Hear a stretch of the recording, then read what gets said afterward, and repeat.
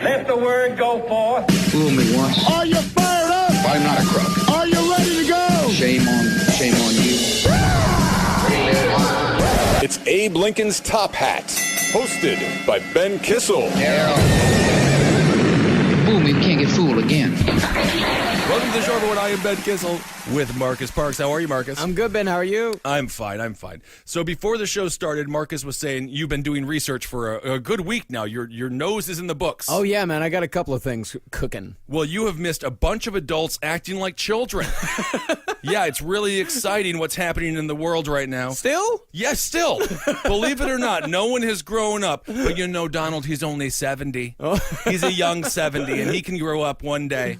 And, of course, Stephen Colbert as well is in the news as well. We'll get to the Comey hearing today. He was speaking in Washington talking about information porn was a term that he just coined today about WikiLeaks and how it's not protected under the First Amendment because it's not really press. It's more, again, information porn, which is a horrible new thing that we have to have now in our dialogue. So he's saying that, so he's comparing... I think he means he reads WikiLeaks and gets hard. I think that's what that means. I'm not quite sure, though. I don't know. Is it like the Supreme Court definition of porn, like I'll know it when I see it, that type of thing? I guess so. Saying that's informational obscenities? Well, he was trying to balance out how we have to have a very strong First Amendment. We have to protect the freedom of speech and the freedom of the press, and how WikiLeaks goes above and does not necessarily have to adhere to the First Amendment because, again, it is information porn. They just dump out information without fact checkers and backup resources and things like that. So he doesn't think it's covered under the First Amendment. Basically, just another indication that the U.S. government will probably be seeking charges against Julian Assange and be dragging him in this country so we can have a super expensive trial that costs the taxpayers millions and millions of dollars for nothing at all. Okay, so Stephen Colbert, this was the big news in the conservative movement. There's a hashtag on Twitter. Remember when the conservatives called everybody snowflakes and still call everybody snowflakes? Oh, it's one of their favorites. It is one of their favorites. Well, they got really upset. Didn't they get so mad? They got upset because Donald Trump, it all started with Donald. By the way, this sounds more like Page 7, the great entertainment show that you and Jackie Zabrowski, along with Molly Neffel, do, as opposed to politics. But Donald Trump, he offended the main man behind CBS News, and he said, you know that show Face the Nation? Mm-hmm. He called it Deface the Nation. Oh, my God. And then everyone got mad, and then Stephen Colbert said this about Donald Trump. This was in Stephen Colbert's monologue on Monday night. You talk like a sign language gorilla that got hit in the head. Oh, look. And if you think about it, he does. In fact, the only thing your mouth is good for is being Vladimir Putin's cock holster. And then a lot of people on the right, they could not deal with that joke. Quite frankly, not the best joke of all time. No. Although, cock holster is a funny thing to say. It's a funny thing to say. But it's not the best joke, but it's still... It's no deface the nation. But you know what, Ben? Political correctness is out of control. It's out of control. So speaking of political correctness being out of control, that's usually a trope of the far right wing. They got super offended. They took to Twitter like all the tweens in the world, and they said, #fire Colbert. Meanwhile, our president is still grabbing vaginas in the White House. So... That is fine. You have no ground to stand on regarding rhetoric being used against the president when the president himself is on many microphones saying many, many more horrendous things. And again, I've been on microphones saying horrendous things for years. I'm not holding that against Donald Trump. That's the best part about the damn guy. But you can't then turn it and be like, Stephen Colbert made fun of him. Technically, Stephen Colbert should be the one making those jokes and should be the one saying those words because he's a comedian. Yeah. The president probably shouldn't be. So that's this week's ridiculously stupid Twitter scandal that means absolutely nothing, will go nowhere, and Colbert's ratings will go up, and people who support Donald Trump will support him more than ever before. All right, so let's get on to some more serious news, because the fact that covered so much of this week's news cycle is just an indication of how the media loves to keep people in this country absolutely stupid. Well, not just stupid, but also likes to keep us fighting against each other. Oh, absolutely. I mean, this whole thing got so blown out of proportion. Yeah, it got blown out of proportion. It's like every single time something like this happens, they say there was a deluge of hashtags on Twitter. When in reality, it's like, I don't know, 15, 20 people. But the news media, they can go in and they can cherry pick all of these tweets and they can say, look at all these people that are outraged about this. And so it creates even more outrage because people say like, oh, wow, they were outraged about that. I am now offended about that. Where in reality, if the news media hadn't covered it, it wouldn't have been a story at all. But because the news media covers it, it gives it even more weight, and therefore it becomes a bigger story than it actually should be. That's how all this, every time you see a fucking report on social media, like some sort of like social media scandal, it's always 5 people that are pissed off, and then the news media blows it up and turns it into 100,000. Everyone's a little Walter Cronkite sitting in dirty undies. That's all they are on social media. And another reason why this came out of Stephen Colbert's mouth and why this joke existed in the first place on his show, of course, which is on CBS. It's John Dickerson. He is the host of Face the Nation. And he was asking Donald Trump about the wiretaps and stuff like that. Well, in the Oval Office, Donald Trump refused to ask and basically just kicked him out. So, you know, it's CBS's comedic response to that. Oh, yeah. Isn't that the one where the guy asked him a question and Trump went and hid behind his desk? Yeah, I think you had to play with some trucks or something. Which, by the way, I mean, we had Anthony Atamanuik on a few shows ago. Oh, man, that time flew, man. I think it's been 2 or 3 months ago. Oh, longer than that. And that show that he's doing on Comedy Central right now is really great. He's doing such a good job of capturing the soul of Donald Trump. Unlike that show, That's My Bush, which was fairly lighthearted, it ended after 9/11 because, believe it or not, people did not want to make fun of the sitting U.S. president quite as much as they did before 9/11. And it is funny. If you can find episodes of That's My Bush out there, it's very funny. It's very slapstick. It's very on the surface. It's a parody. It's a total parody. Yeah. Because at that point in America, but George W. Bush was just kind of an affable, like, I don't know, guess I'm president now. Well, absolutely, and that also plays into why his approval ratings were in the mid-50s within his first 100 days, regardless of the fact that he didn't win the popular vote. All the things that went wrong in Florida, or right for George W. Bush, wrong for democracy, and of course the fact that the Supreme Court basically way overstepped their grounds and put somebody in the White House, which is quite insane. Despite all of that, W is still charming enough to be over 50% and fairly well over. Well, I think the difference between That's My Bush and the President Show is that That's My Bush is like, well, I guess this guy's president now. And we don't hate him necessarily. Yeah, and we don't hate him. It's like, well, I guess he's president. I guess this will be all right. And with the President Show, it's like, can you fucking believe this guy is president? It's shocking. And of course, there are some people right now trying to push and make W. Bush seem to be a lighthearted, fun guy.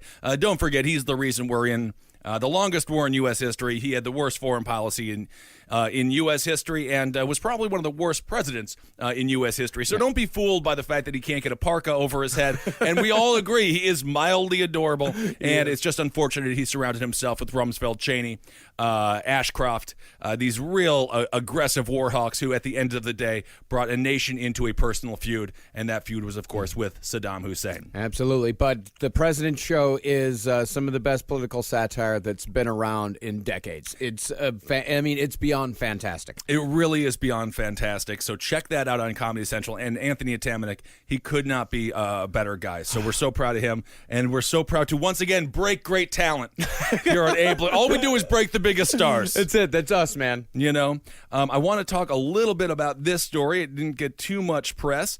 This is about the Democrats. They are pushing to limit Donald Trump's use of nuclear weapons. And I have to say, quite frankly, I'm not against them going forward with this sort of strategy. As tensions build with North Korea, Democratic lawmakers say they are increasingly concerned with President Trump's little finger on the nuclear trigger and want to pass a law prohibiting him from striking without congressional approval. Now, Marcus, I'm surprised that the president wouldn't have to have congressional approval to use the most catastrophic weapon in human history. Don't you think this would be something where we want to go through our checks and balances and, dot our I's and cross our T's and make sure we need to use a nuclear weapon? I think, and I'm not 100% sure here, but I think if the president decides to use nuclear weapons, it takes 4 minutes. That's it. That the Well, president. that's reassuring. I just took a sip of water. I was like, what? And I just did a spit take.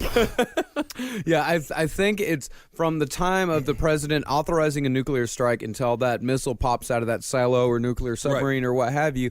It's about 4 minutes. But that was put into place because, of course, during the Cold War days, we were all afraid that Russia was going to have some sort of sneak attack on America. So there were protocols put in place where the president could retaliate without having to go through congressional approval. And that's a policy. It's a long-standing foreign policy. It's a little bit more muddled now because there's no longer two superpowers, obviously, with China coming up and, all these other nations that are sort of vying for more power in the world. Mutually assured destruction. It's very commonly referred to as MAD, obviously. And basically, yes, this sort of held both nations at bay for a very long time, sort of like, the end of the movie The Thing, which, by the way, I did read. It turns out not Russell's character, but the fellow that he was with in there. Mm-hmm. He was the Thing. He was the Thing. Yeah, I read it. It's not a spoiler. It's on the internet. and oh my goodness, the name of the director? Carpenter. He's like, yeah, look closely. He's not breathing. And he's not sweating or whatever. Well, yeah, but either way, he's the Thing. So that's kind of fun. Cool. But there was sort of a stalemate at the end of that. And that theoretically kept peace between the Soviet Union and this great United States of ours. So hence mutually assured destruction. But again, now that policy has sort of shifted a little bit. And of course, you had the Cuban Missile Crisis, which was unbelievably fortunate that we did not have an exchange of nuclear arsenal because both people on either ships, both of the commanders on either ships, or captains, I believe. Captains. They could fire at will, and they chose not to. So cooler heads prevailed. Thank God there was no Trumpian-like minds on those vessels. Otherwise, we might not be speaking into these microphones to your beautiful brain today. So this goes on regarding Donald Trump and congressional approval for nuclear weapons. This is sort of spearheaded by Senator Ed Markey. He's a Democrat out of Massachusetts, and he says, we do not trust him with our nuclear weapons arsenal, which I have to say, Marcus, that's quite an indictment of the United States president. I mean, this is kind of one of those very significant tests. This is sort of the standard that most people, when running for president, have to prove they're able to handle nuclear weapons and not be, so flippant or emotionally unstable or reactionary to not handle the nuclear codes. And this didn't really stick to Donald Trump in the 2016 primary. And we'll talk about Hillary's 2016 election, and we'll talk about Hillary's conversation she had this week as well regarding the 2016 campaign. Donald Trump was saying some very bombastic, insane things about why can't we have small nuclear blasts in Europe? That's not off the table. Things that really should have sparked a little red light in people's minds and been like, this guy is not mentally stable to be president or have the nuclear codes. People just kept pushing that away because that was something that we here on this show would hammer again and again. Like, just think of the power that this man is going to have at his disposal. 4 minutes away. That's it. That's what kind of power we're handing to this man. I mean, at the very minimum, a president, we should be able to just say, like, okay, well, no matter what, we still trust you with the nukes. Like, we don't, at least, that's it. No matter what, I don't agree with your policies. I don't necessarily like what you're doing here. But at the bare minimum, we trust you to not kill us all. And I do not trust, neither do many Americans and many people across the world trust Donald Trump with that awesome responsibility. I agree. I agree with you wholeheartedly. And this is, there's going to be lead poisoning in schools. There were generations that had certain issues with their blood, or maybe they had some mental illnesses. There's going to be people who live through the Trump presidency. And when we're like 65, a doctor's going to look at our hearts and be like, you had 4 years of Trump, didn't you? Yeah, we see this coming through a lot. You got a fatty layer of stress that your heart built up over 4 years under President Trump, because it really does weigh on the American people heavily. And, of course, now with the tensions between the United States and North Korea ratcheting it up because of Donald Trump and his tweets, despite the fact that Donald Trump also then tweeted that he would like to meet with Kim Jong-un. He's meeting with Duterte as well, the horrible, the leader of the Philippines, who just massacres people on a regular basis. Okay, he throws his enemies from helicopters. Which is kind of cool. Again, if it was an Arnold Schwarzenegger movie. But then, of course, theoretically, that guy would still be the villain in the film, not be someone invited to the White House to go meet with the sitting United States president. And, of course, Durate kills everybody because of his perverted vision of the war on drugs, which is actually something that Donald Trump has praised him for. Donald Trump has praised a lot of strong men across the world, and it's extremely bizarre, the bedfellows that he is deciding to court. It really makes no rational sense whatsoever. It makes perfect sense. He's going for other villains. I suppose he is. That's what it is. He's going for people that he looks at, he sees something in them that he likes and that he wants to be near, something that he respects because he respects shit like that. He respects people like Duterte and Putin, people who don't take no shit. Thin-skinned dickheads, in other words. He respects people who come from governments and from political philosophies that he wishes that he had, because if he did have those, then the press would go away and he would be allowed to be the maniac leader that he wants to be so badly. Well, every day he has some, not every day, but hell, every week just about, he has some sort of statement about how he wishes the Constitution would go away, about how there are very archaic rules. There are many things that are keeping us from doing what we want to do. It's like, yeah, motherfucker, it's called checks and balances. That's America. That's America. What we are. That's who we are. We have checks and balances on each other. That's one of the reasons why America is where it is and what it is because of those systems. And the other countries don't have that, and that's why they are not America. And they're able to murder a heck of a lot more of their adversaries. So Ed Markey continues on. He says, we do not want him to use nuclear weapons first in the North Korean standoff, not just there in Korea, but all across the planet. Markey is joined by Representative Ted Lieu of California, and they introduced the Restricting First Use of Nuclear Weapons Act in January. Of course, first use means it wouldn't be a retaliatory strike, so I would assume written in with this law, which I have not read, and full disclosure, I didn't read this boring law, but I would assume the rules behind mutually assured destruction would still apply if we're fired upon. Obviously, the president doesn't have time to go to Congress, and he's got to make a very quick decision. Now, of course, he's tweeting again, as I just mentioned, to meet with Kim Jong-un, which would break all precedent when it comes to the United States foreign policy and North Korea. His people behind him are absolutely scratching their heads because every single morning they wake up and they think they're going to get to him before he tweets.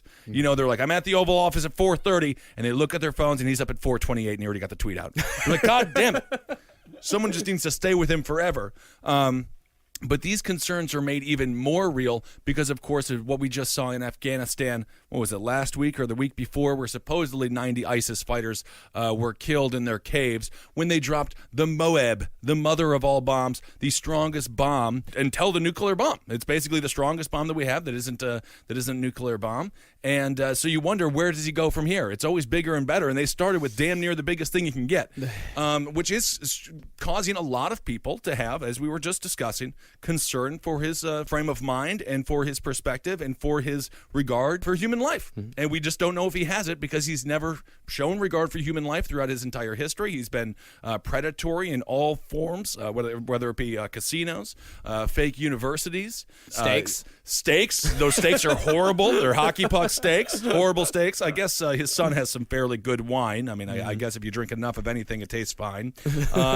And then, of course, with his apartment complexes, he's always been very predatory. Garnering goodwill from humans is not something that's on the forefront of his mind. At the end of the day, the bottom line is profit. And for a fact, there are some people with more nefarious desires that wouldn't mind seeing a nuclear attack occur, because at the end of the day, war is big money, and the people in that company and in that industry would make billions and billions and billions of dollars. That's a hell of a gamble for them.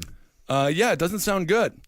So yes, Restricting First Use of Nuclear Weapons Act, and they held a press conference on Wednesday to say the petition drive backing their bill has reached 500,000 signatures. The bill, part of a spate of anti-Trump legislation Democrats have written, would require a president to get authorization from Congress before delivering an offensive nuclear strike. Backers said the chances of a war with a nuclear power have increased with North Korea's saber rattling and Mr. Trump's responses to it. And this is what Markey had to say about this. As his comments become more erratic and inconsistent on the use of nuclear weapons, we think it's imperative for the United States Congress to reclaim its constitutional authority to have the power to determine whether or not these nuclear weapons are used first against any country.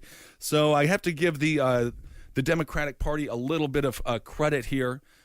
This is something that, in my opinion, has been totally swept under the rug with all the Colbert nonsense and all the other, all the other sideshow stuff like Melania Trump. She liked to tweet on Twitter she wasn't supposed to like, making fun of her in the wall. I don't care. None of that stuff matters. It really is. This is the biggest issue, in my opinion, of the week, as opposed to rehashing the 2016 campaign, which we'll have to do here in a second. Yeah, I mean, this is members of Congress openly admitting that they have no faith in their president as far as the use of nuclear weapons go. This is unprecedented. And we never saw this under Obama. We never saw this under Bush. We never saw this under any president that I can think of. Not even Gerald Ford, who I've decided is my favorite president. Gerald Ford? Why not? Old Jerry? Yeah, I like him. So, it really is interesting. I mean, no matter what the Republicans said about Obama, they were obstructionists. They absolutely hated what he was doing for 8 years. Him having the ability to destabilize the world in that way was never a concern to people. And all these presidents do have that ability, again, with the nuclear codes. But now we're actually seeing a president who is worrying enough individuals where they feel the need to push a bill like this. And again, they got 500,000 signatures on it. And judging from a lot of the conservatives, when they talk about Donald Trump, specifically the war-minded individuals on the right, they don't trust him with foreign policy either. No. They're completely upset. I mean, John McCain came out regarding the tweet about wanting to meet with Kim Jong-un. I mean, the guy could not be more livid. I don't think he's going to survive this thing. Because of how upset Donald Trump is making him. And a lot of people on the right who voted for Donald Trump are happy to see John McCain be upset and Lindsey Graham be upset and the Democrats be upset. But at the end of the day, if he has a foreign policy that does allow for the use of nuclear weapons, they're not going to be thrilled with the world that comes from that. There's more to life than just pissing other people off. You got to find something that makes you actually happy, and I think at some point people are going to have to realize that. This is just to finish up this little Washington Times article. During the campaign, Mr. Trump said that he would be the last to use nuclear weapons, but also said he wouldn't rule it out as a matter of U.S. policy. He has at times also signaled a willingness to allow wider proliferation of weapons, which is, of course, completely counterintuitive to his tear it up stance regarding the Iran deal. This is new to us because we're, in our mid-30s. By the time we kind of came of age and started being conscious of the world around us as a whole, the Berlin Wall had fell. Hasselhoff rocked it down. I was told that David Hasselhoff did it. Is that wrong? I mean, he was a part. Let's say he might have taken down a couple of chunks. David Hasselhoff and Ronald Reagan's amazing speech, they had the exact same significance. It was all done with diplomacy, but then both of them were just like, I took down the wall with my words. I'm kind of a superhero like that. I took down the wall. So stuff like nuclear war has never really been at the forefront of our minds. I don't remember ever thinking about nuclear war. You didn't think about it during the first Bush, during Clinton. You never thought about it during George W. Bush. I mean, even after 9/11, you never thought about nuclear war. You never thought about anything like that. You never thought about it during Obama. And suddenly, within the first 100 days of this presidency, we are worrying about nuclear war, and this isn't some sort of manufactured worry. This isn't something that we've worked ourselves up into. We worry about it because of the things that he has said. We worry about it because of statements that he has made both during the campaign and during the first 100 days of his presidency. This is not something that we are making up here. There's evidence for our worry. There's cause for worry here. Well, and of course that comes down to Mike Pence and the Trump administration choosing to go against this notion of strategic patience, which has been the U.S. foreign policy regarding the North Koreans, pretty much the entire Kim dynasty, because we just don't know what the hell to do with them at the end of the day. Yeah. And so we just kind of keep on giving them a carrot, and we haven't given them much of a stick. I mean, their people are already starving, and Kim Jong-un now, much like his father Il, doesn't really seem to care that much about that. So what do you do when you have an actor who is totally irrational with zero concern for the constituents of his nation? It's very difficult to do anything regarding diplomacy because, I mean, unless you starve Kim Jong-un himself, and I believe if you took away a lunch his foreign policy would totally change and would probably embrace the United States. But so I do understand the North Korean foreign policy is extremely complex and very difficult to deal with, of course, with the South Koreans being right there. They're an inch away from each other, and the South Koreans being such a staunch U.S. ally with all of our bases within striking distance of these really pretty prehistoric missiles that the North Koreans have. But we're seeing Donald Trump just completely overwhelmed, and this is why he says that being president is harder than he thought, because he just didn't realize the nuances and the ins and outs of relationships as complex as the ones that we have with North Korea. I mean, this is like if you're a family court judge, this is like the man slept with the girl's sister, and now the sister's sleeping with the man's brother, and you got to work it all out because the kids need a home to go. Well, Trump's reaction to North Korea actually, I think, goes right back to your theory that North Korea is like a cult.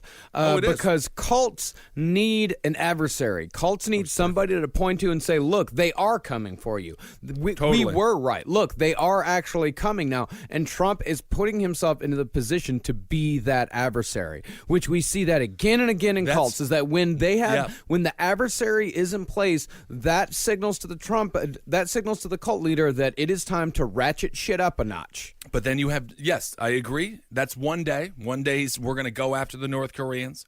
Then the next day he wants to meet with Kim Jong-un. So it's just so confusing. And, these idiots, I don't even want to say the word idiot because that's like mean, but these people who have tried to proclaim that Donald Trump is playing 4D chess are just... It is really mind-boggling. There is no rhyme or reason between what he is doing, between his brain and his tweets. It is simply reactionary thoughts that he has, just like he had with Andrew Jackson. Saying that Andrew Jackson, who died, I believe it was 13, maybe 14 years before the Civil War, saying that Andrew Jackson would have somehow avoided the Civil War. Andrew Jackson, and I'm not even one of these guys who is just like, we must demonize everybody and throw all the founding fathers away for the horrific actions of the past. I mean, it was a different time. It was hellacious what they did. Slavery was the worst institution in this country's history, and that's why I'm so concerned about prison reform and criminal justice reform, because, again, I still believe it exists on our land and on our soil. Andrew Jackson had 150 slaves. In no way would he have gone to war in order to end slavery. And the argument that the Civil War, which is true, was about money and was about businesses, states' rights, but it was. What do you think? Where's the money coming from? It was all the free freaking labor. So it's like people are just like, it wasn't about slavery. It was about the monetary system. I'm like, those things are pretty hand in hand. What do you think they were doing? Just fluffing everyone? For crying, where do you think the products were coming from that the industries were using to sell their goods for cheap? No, I guarantee I guarantee the Venn diagram between people who think that Trump is playing 4D chess and people who think that 9/11 was an inside job is almost a circle, because I think because it's the same kind of thinking. It's people that cannot stand to think that the world is chaos, to think that everything is out of control, to think that the people in charge don't really know what they're doing. They need to believe that the people in charge know what they're doing, even if it's evil. But suddenly they've got their guy in charge. Donald Trump is in charge. And so they think that the person in charge is good and knows what he's doing, despite all of the evidence to the contrary. Well, a couple of people are still sticking with him, I suppose. Well, let's go on to the 2016 campaign. Hillary Clinton came out of the woodwork, for lack of a better term, she came out of the proverbial woodwork, out of the woods and onto the stage here. She has been doing a lot of walking in the woods there. She has. And rightfully so. Why the hell not? Yeah, good for her, man. I kind of get the feeling she's been wanting to walk in the woods for quite a few years now. Quite a few years. She likes the woods. And, of course, she had so many flaws in her campaign. We all know that. We talked about that for about 18 months straight. She just gave a speech, and she told an interviewer this Tuesday she was winning the presidential election until FBI Director James Comey until the announcement about her campaign's emails and the release on WikiLeaks. This is her exact quote. "I was on my way to winning until the combination of Jim Comey's letter on October 28th and Russian WikiLeaks raised doubt in the minds of people who were inclined to vote for me but got scared off." Of course, again, the WikiLeaks, they did not tell her not to campaign in certain swing states that she should have been in the entire time. She should have been in Michigan, Wisconsin. We can go on and on about all that, but we have talked about that ad nauseum. But it is interesting if you look at what happened regarding the Trump... the pussy grabbing thing? Yeah. Access Hollywood. Access Hollywood. So after the Access Hollywood grab him by the pussy tape that Donald Trump had with Billy Bush, that same it wasn't the same night, but about a couple of hours later, that's when the WikiLeaks came out regarding Hillary Clinton. So this thing, it was obviously sort of a connection between, and James Comey has admitted as much without a doubt, the Russians finagled, I suppose, in the election, and that wasn't done accident. And of course, it wasn't done accident that the leaked tapes of Access Hollywood came out when they did, as well. I mean, obviously, that was a Clinton administration, a Clinton campaign maneuver, and then Donald Trump came in with the WikiLeaks thing, and it was just the most disgusting presidential election we've ever had. And of course, then Hillary Clinton, and this is sort of the statement that has been getting her a lot of the negative press on social media and all these places. She says, "If the election had been on October 27th, I would be your president," which is kind of an infuriating line because that's but it's not. That's not how elections work. If they were like every single kicker that's ever missed a kick, what's the name of the Buffalo Bills kicker? It's like if the goalposts were just like 2 feet wider, I would make that kick. It's like, yeah, but it doesn't work that way. You got to go until the end. Yeah. And I think she could have still rebounded. And also James Comey talking today at his hearing, discussing how there were emails from the Clinton campaign sent to the Anthony Weiner computer, which is why, of course, this came out in the first place. That's why James Comey reopened the investigation to just kind of shut it. Yeah, I don't firmly understand why he chose to go to Congress and address it in that way. However, I think that there is a little bit of lack of taking personal responsibility. Hillary did take some personal responsibility, but I think she's missing the broader point. The analytics and the data that they were using lacked humanity. And politics, at the end of the day, are about people, and she just didn't go to where they were. And I think people would have just loved to hear her economic plan. And if you interview individuals in Michigan, they didn't know. They still didn't know. And all Donald Trump did was give them drain the swamp, very simple, make America great again, very simple lines, very simple rhetoric, extremely consumable. And Hillary Clinton was perhaps too nuanced, perhaps too complex, or perhaps her economic plans weren't going to benefit them. And she couldn't find a way to navigate that and spin it in a way that would make people, the working class individuals of those states, support her.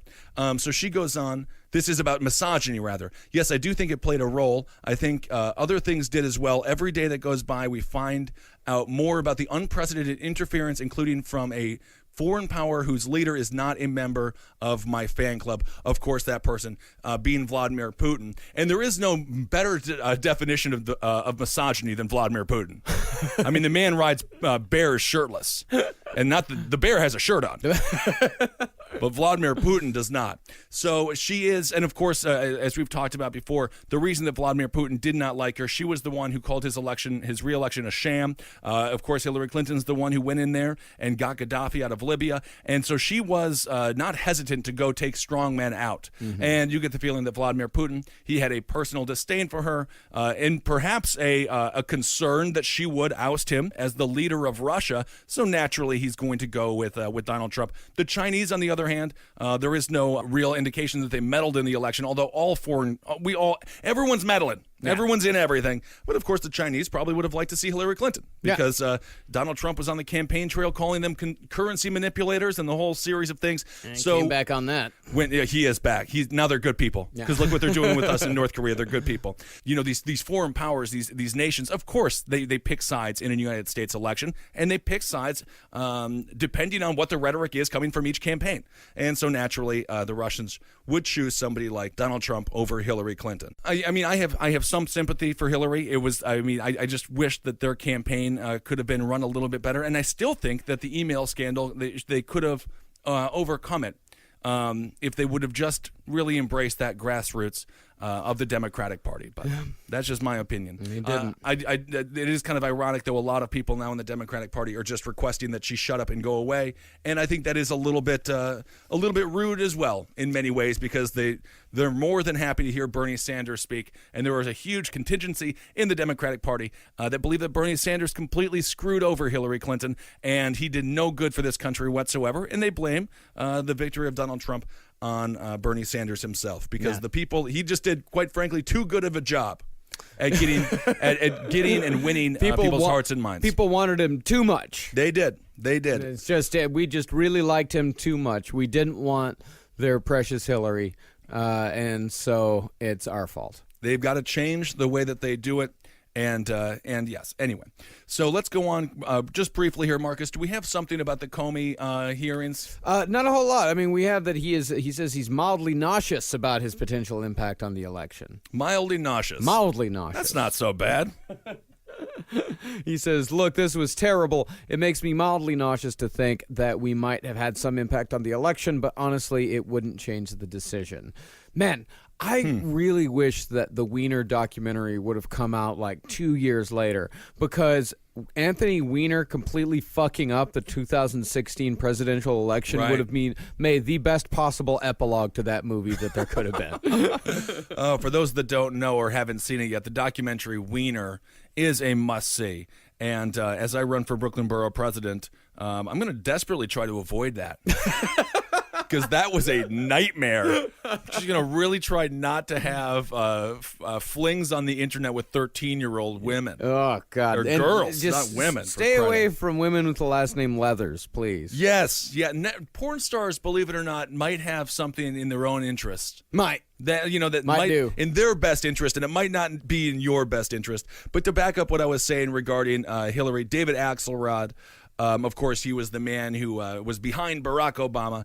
He fired back at Clinton, and he said Comey did not tell her to not campaign in Wisconsin. So there's a lot of finger blaming, a lot of finger pointing going on this week regarding the 2016 campaign. And you know what? I think we should just make a promise to never talk about it again, because what can we do now, huh? Yeah. There's nothing to be done about it. There's nothing to be done. Hillary's writing a book. She's trying to save a little face, and it was really unfortunate. And I do understand people who are absolutely crushed, because we had for the first time in American history, a woman on the top of a ticket, and how monumental that is, and how wonderful that would be to have a female president. So I get it. The rug was pulled out of from a lot of people, and it was really sad. But we're seeing now the grassroots of the Democratic Party pop up on a regular basis. Women seem to be more motivated than ever politically. Hey, I'm gearing up for President Gabbard. President Gabbard. Some people, there was a woman who emailed me or said there's some random immigration thing that they didn't like about her. Every politician is going to have something you don't like about them. Joe Biden was one of the original authors of the Patriot Act, or at least one of the very early drafts of the Patriot Act. I still like Joe Biden. I still would so much rather have Joe Biden than Donald Trump as president right now.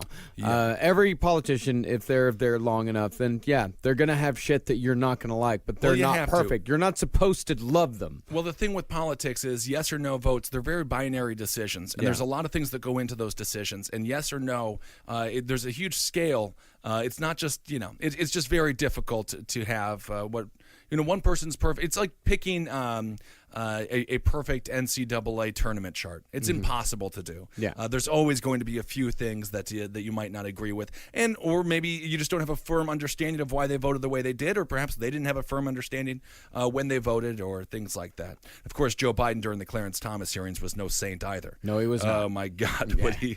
He got a little. He definitely got a little rough. Yes, there. Yes, he did. Yeah, he acted like a bit of a piece of shit on that one. Yes, he did. Well, that was a tough predicament. That was actually a very smart move going with Clarence Thomas, because obviously being the first. Yes, I believe the first. First Thurgood Marshall was before him. Thurgood Marshall. Huh? That's a heck of a name. That's right. Okay.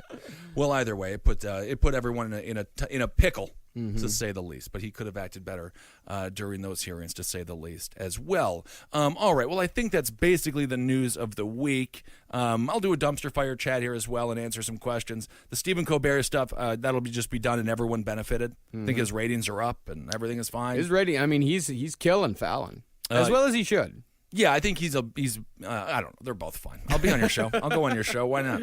And then, yes, again, the Democrats trying to trying to make Donald Trump have congressional approval if using nuclear warfare. Hillary Clinton is back. We'll see if we'll see how long she sticks it out in the public eye.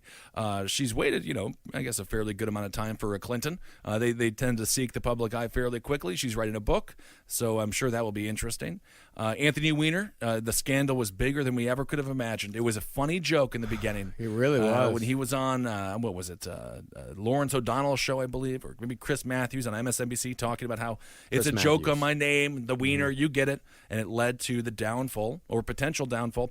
It certainly didn't help the Clinton campaign whatsoever. It was the final nail. It really was. Without that, I think. Well, I mean, I really do think she had a point. Without that, I think they would have survived. Like I think without that, she would have won. But it was a perfect storm of events. It was a perfect storm. I mean, but it was because of their own incompetency that something that small sunk them. Yeah. That was the last. That was the last thing. They could have, if that was the only scandal they had, if that would have been the October surprise, and that was the only thing they had going wrong for them, then yeah, that would have been nothing. Yep. But Bernie, that was just the last thing. Bernie could have dropped out a little bit earlier, tried to more actively court his followers into her camp. Again, the campaign schedule should have been completely different. The fainting situation that happened on the world at the WTC wasn't good. It was a rough. But campaigning for president's the hardest thing a human being can do. And as we talked about all last year, and this is the final time we're going to talk about it, these are elderly people. Can you imagine being 68, 69 years old? Or Bernie Sanders, in Bernie Sanders' case, what was he, 74 years old? Pretty old. Doing a full-on 18-month Motley Crue. That's my go-to band. I have no idea why. I don't even listen to Motley Crue. I know. I don't know why I always mention Motley Crue. But you're at a full band tour in front of huge crowds, and we go on the road now, and I'm exhausted still from LA. Yeah. So it's not easy, and it's got to be really difficult to do all that work, and then on one day, just nothing. Yeah, that's the most fascinating thing about politics is that you are going to be either the most powerful person in the world or you're going to be a nobody, and it just takes one day to prove it. All right, everyone. Well, thank you so much for listening. Let's see. My platform is up on BK for BK. So go to BK4BK, the words 4FOR spelled out, BK.com.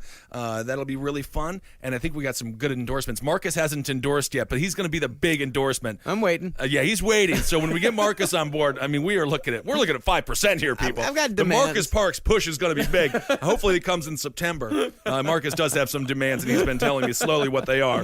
But I think they will benefit the campaign greatly. Anyways, so thank you guys so much for all your support regarding that. And thanks everyone who came out in Los Angeles. And we can't wait to see everyone for our live shows in Texas. Oh, can't wait for Texas, man. We'll see y'all there. I heard everything is bigger in Texas, so I'll just be normal size. Yeah. Actually, there are quite a few large men about your size. Really? Yeah. I'm not going to say anything to them. I don't mess with big guys like that. People in Texas are big as fuck. Yeah, well, thank you for your service. A lot of that, whatever it is that they do.